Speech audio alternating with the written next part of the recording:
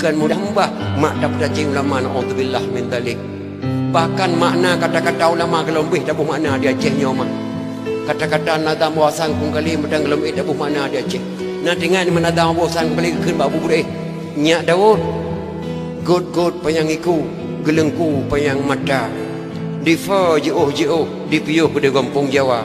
Kampung Jawa kabeh tutung jak bela bakong ke kerja penhalai jadeh lintu gue malam berosa.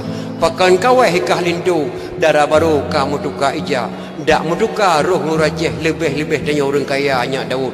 Nyan mata mutulih lambu kuaceh nada mabu asang kurung kali gekun ba abu bere gehon tan mana musabah na muda Aceh kalau belah maknanya. Bude gubernur kalau belah.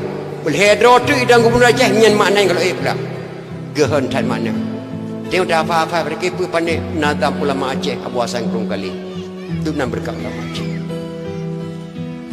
Nyak Daud dah perintah li kata Pak Si Mansur ajudan kata. Tiap minta mu lah negara Aceh 58 kilo mu. Dah blow pesawat leh apa. Retaboh dengan dua.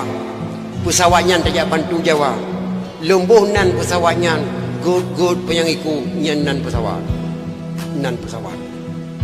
Gelengku payang mata di kerok hata Aceh le gelengku payang mata. Pada langkrong pi atas pulau. Bah mana di tengah kerong pi atas pulau, Subang bak penuh pi atas pulau. Dah blow dua buah gugur pengku tiap bantu Jawa. Pesawat. Yang gelengku payang mata di kerok hata Aceh le gelengku payang mata.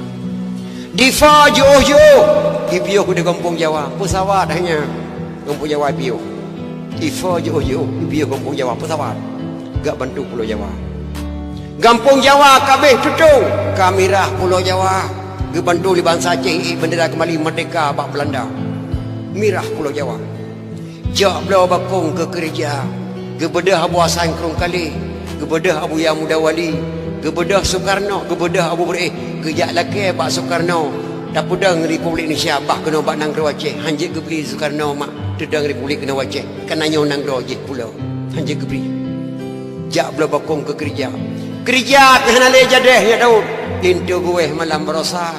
Makna lintu gue malam berosa Abu Beri dipecat bak gubernur militer Aceh dapanuli wa kena Aceh sabah kena Abu Beri dapanuli Medan wa kena Aceh gubernur Abu Beri lintu gue malam berosa Abu Beri penhalai jabatan dipecat bak gubernur lintu gue malam berosa.